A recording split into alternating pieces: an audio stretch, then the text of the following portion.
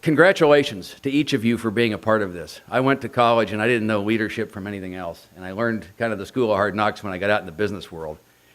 So it's really good that you're interested in this. You're asking all the right questions about, what is leadership about, get opportunities to practice your own leadership style. And leadership matters in all organizations, little organizations, big organizations. And you have opportunities every day, volunteer to head up committees, do stuff at your dorm or your fraternity house or whatever it might be, your sorority. Those are all great opportunities for you to start experiencing leadership firsthand. Let me see a show of hands of people who have actually led a major initiative in your career so far. Okay, there are a few of you. If we had time, I'd ask you how it went. How about have you been on the receiving end of a leadership initiative? Not leading it, but receiving it. That's that most of us, right? So how does that sometimes go? Anybody want to volunteer? When that goes well, what does it feel like? And when it goes badly, what does it feel like? Anybody want to jump in? Okay, I tell you what I hear from people is when it goes badly, I hear things like, if only they'd asked me, I would have told them what we could have done differently and this would have gone a lot better. So this is about getting buy-in, and I'll talk more about that in a minute. So here's what I've learned about leadership in 35 years or 40 years or whatever I've been around it. First of all is that business is all about people. And the second thing is, in today's world, business is all about change. Okay? There's an expression that if the world outside your organization is changing faster than the world inside your organization, it's only a matter of time before you have a problem. So if you take those two things together, people and change, I think that spells leadership, that leadership is pretty darn important. And when I think about what's most important here, there are really three components, and I call them the 3 Ps. They're people, and I'll talk more about that in a minute. They're priorities. In other words, what are you working on at any point in time? And the third one is really about a mindset of just perseverance. Stick with it. Some of this stuff isn't easy at all. Making change can be really, really tough. And you can be on the right track and not even know it, and you got to stick with it to find out. The characteristics of people, and people are at the center of the equation when it comes to leadership. The most important characteristics, in my opinion, of people are, first of all, passion. People that do things they care about are going to get good at doing them. So being passionate about whatever it is you're doing is really, really important. The other things, I think, are a natural curiosity. I just love people that ask questions about stuff. They want to know how stuff works. And so that sort of natural curiosity is an important characteristic if you're going to be a leader. Teamwork's important, and humility, being humble, is important. So the story of Alaska Airlines for the last 10 years or so, the last decade, is about a pretty thorough transformation of our business. And beginning in 2003, and we put together a plan, we call it the Alaska 2010 plan. And we began that effort as all of our competitors and all of our peers, all the other airlines in the industry, basically, the legacy airlines that started a while back like we did, everybody went through Chapter 11 to fix the problems. Everybody but us. We're the only legacy airline that did not do a Chapter 11. And we had the same problems, we had the same cost issues, the same basic viability concerns that everybody else did. And we thought about it, and we probably could have done a bankruptcy, and we said, you know what, we're not going to learn much if we do a bankruptcy. I think all you learn in the bankruptcy is that lawyers are expensive. And so we said, why don't we solve this problem ourselves? Why don't we work together with our people, our labor unions, and all the stakeholders, and let's make the changes we need to make to build a successful business.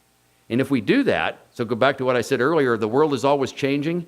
Aren't you going to be better off if you've kind of forced yourself to do this and learn how to make change in the organization? As the world continues to change, you're going to be able to adapt more quickly than people that just called in the room full of lawyers and the bankruptcy judge to solve their problems.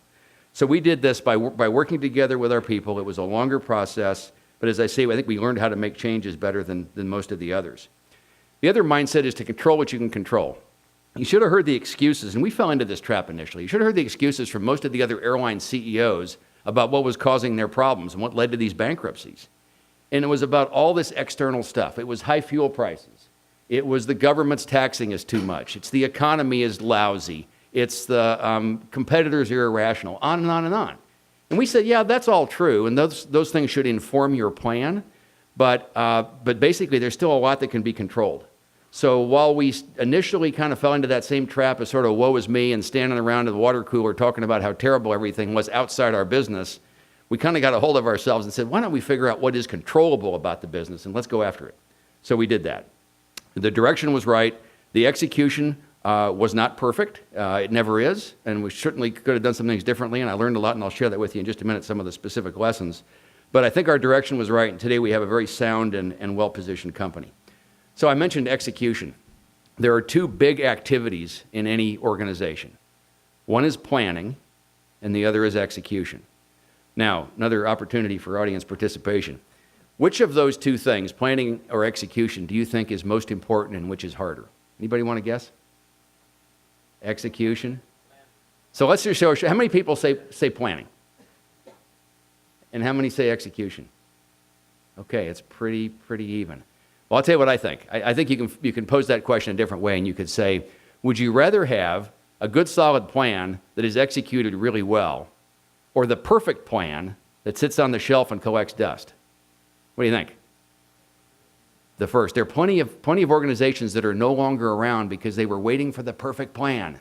And I tell you, the perfect plan doesn't exist because the world keeps changing, right? As soon as you get it just right, then something changes. And sometimes that's just an excuse to not get on with it and do what needs to be done.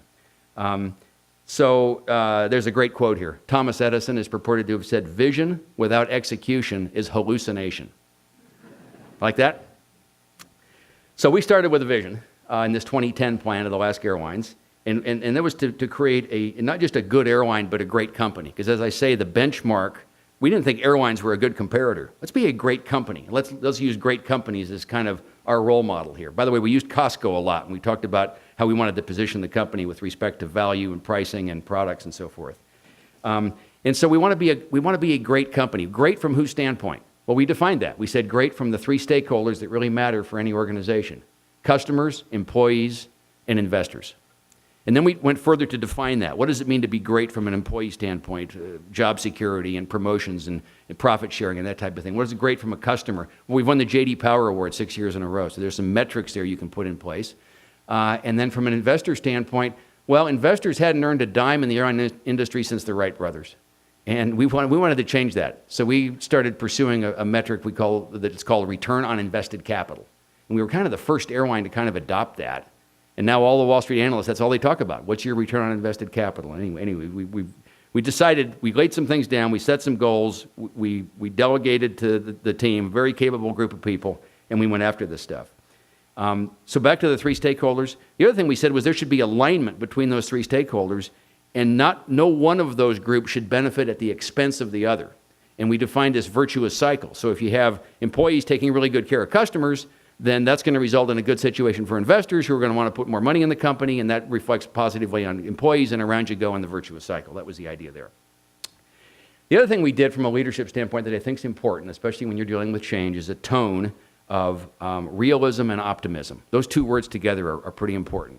So we're going to be absolutely real about what we've got to deal with. What's the reality of our situation? How big are the problems, and what can we do about it? And the optimism is to say, we're doing lots of good stuff. I think we can solve this.